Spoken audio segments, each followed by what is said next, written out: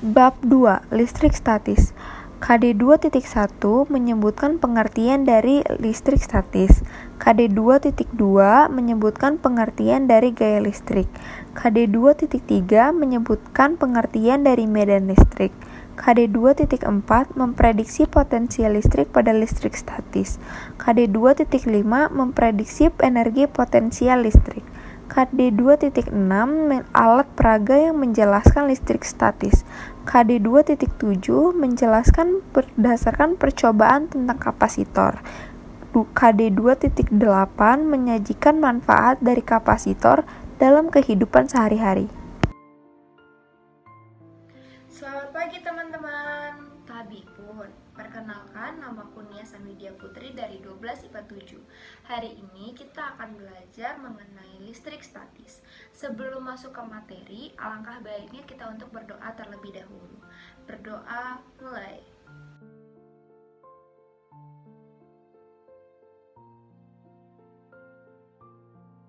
Nah, sebelum benar-benar masuk ke dalam materi, kalian juga harus ingat kalau muatan listrik itu terdiri dari dua jenis. Yang pertama ada positif dan yang kedua ada negatif. Kalau ada dua muatan listrik yang berjenis sama didekatkan, maka akan terjadi gaya tolak-menolak. Dan sebaliknya, jika ada dua muatan yang berjenis berbeda didekatkan, maka akan terjadi gaya tarik-menarik. Nah, gaya tarik-menarik dan tolak-menolak ini bisa disebut juga sebagai gaya Coulomb, yang bisa didefinisikan sebagai K dikalikan Q1 dikalikan Q2 per R kuadrat. Di sini K bernilai 9 kali 10 pangkat 9 Newton meter kuadrat per Coulomb. Nah, selanjutnya ada medan listrik. Medan listrik ini disimbolkan dengan huruf E. Medan listrik adalah daerah di sekitar yang mengalami sifat kelistrikan atau energi listrik di dalamnya. Untuk medan listrik itu sendiri hanya menggunakan satu muatan saja, entah itu positif atau negatif. Kalau misalnya muatannya positif, medan listriknya itu memancar. Dan sebaliknya, kalau misalnya muatannya negatif, medan listriknya kembali ke muatan itu sendiri. Sehingga didefinisikan sebagai E sama dengan K dikalikan dengan Q per Hukum Gauss. Yang pertama, garis medan listrik tidak pernah berpotongan. Dan yang kedua, selalu mengarah radial keluar muatan positif dan ke dalam ke arah muatan negatif. Nah, untuk flux listrik itu sendiri merupakan turunan dari hukum Gauss. Di sini didefinisikan sebagai flux listrik sebanding dengan kuat medan listrik, luas permukaan, serta theta. Theta di sini merupakan sudut antara E dan arah normal bidang yang biasanya tegak lurus dengan luas permukaan. Di sini juga flux listrik dapat didefinisikan sebagai flux listrik berbanding lurus dengan sigma Q dan berbanding terbalik dengan epsilon 0. Tahukah kalian ada listrik di tubuh kita? Sel-sel saraf kita menggunakan listrik untuk mengirim sinyal ke bagian otot. Nah, selanjutnya ada potensial listrik. Potensial listrik disimbolkan dengan huruf V. Ini merupakan turunan dari energi potensial, sehingga didefinisikan sebagai V berbanding lurus dengan K, Q1, Q2, dan berbanding terbalik dengan R. Lalu, untuk mencari delta EP-nya, dapat mengurangi energi potensial akhir dengan potensial awalnya. Nah, delta EP ini sendiri untuk mencari usaha, karena usaha sama dengan minus delta EP. Nah, kalau misalnya hasilnya positif, artinya muatan tersebut tidak memerlukan energi untuk berpindah karena dia dapat berpindah dengan sendirinya. Dan sebaliknya, kalau misalnya hasilnya itu negatif, artinya dia membutuhkan energi untuk berpindah. Nah, yang terakhir ada kapasitor. Kapasitor di sini menggunakan dua keping konduktor yang muatannya berlawanan dan sama besar. Di sini fungsi kapasitor sebagai tempat untuk menyimpan muatan. Di sini kapasitor juga memiliki satuan farad dan didefinisikan sebagai C berbanding lurus dengan Q dan berbanding terbalik dengan V. Atau dapat menggunakan rumus C sama dengan epsilon. Nah, kalau yang tadi kan dua keping kapasitornya disisipkan udara, sehingga epsilon nolnya sama dengan 1. Kalau yang ini, dua keping kapasitornya disisipkan oleh bahan dielektrik. Nah, di ilustrasi ini, dua keping ini kan seolah-olah dibatasi kan, sehingga kapasitasnya ini bisa bertambah.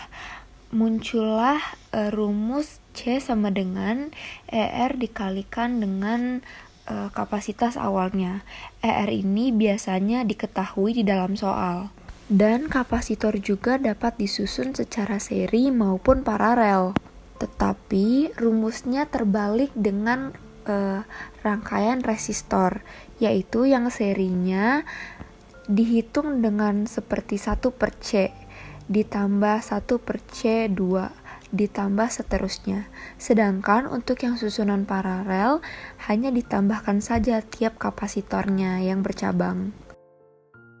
Contoh soal 1. Dua benda bermuatan yaitu Q1 dan Q2 yaitu masing-masing min 20 mikrokolum dan 10 mikrokolum. Keduanya terpisah dengan jarak 0,6 meter dan timbul gaya F Newton. Jika jarak Q1 dan Q2 diperbesar menjadi 1,8 meter, maka gaya tarik-menarik kedua muatan menjadi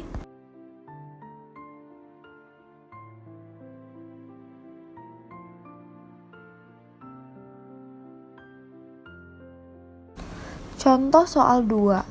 3 muatan benda pada satu garis lurus Q1, Q2, dan Q3 masing-masing bermuatan 20 kolom, min 10 kolom, dan 5 kolom.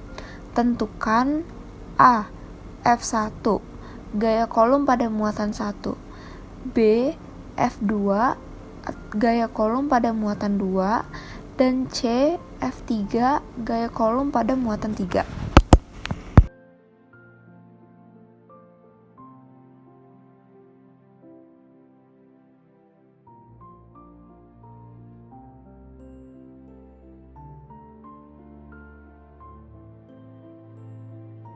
Aku punya latihan soal nih teman-teman.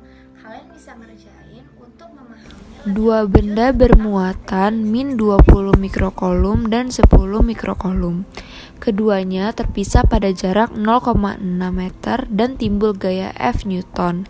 Jika jarak Q1 dan Q2 diperbesar menjadi 1,8 meter, maka gaya tarik-menarik kedua muatan menjadi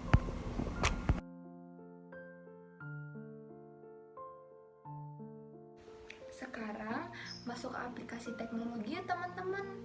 Apa sih fungsi listrik statis dalam kehidupan sehari-hari? Kalian bisa menemukan salah satu contohnya di pengecatan mobil. Jadi, saat cat itu disemprot, maka buliran-buliran halus cat akan bergesekan dengan udara sehingga cat itu mengalami muatan. Nah, setelah cat itu mengalami muatan, dialirkan muatan yang berlawan arah untuk si mobil sehingga cat dan si mobil itu tarik menarik sehingga catnya itu menempel dengan sempurna. Hal ini sangat bermanfaat untuk mobil yang tidak memiliki permukaan yang merata.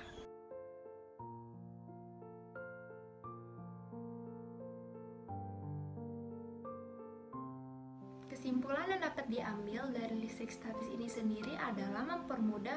Nah teman-teman, sekarang pause videonya dan lakukan diskusi ya. Tanpa adanya konsep listrik statis itu sendiri, mungkin pengecatan mobil tidak akan merata.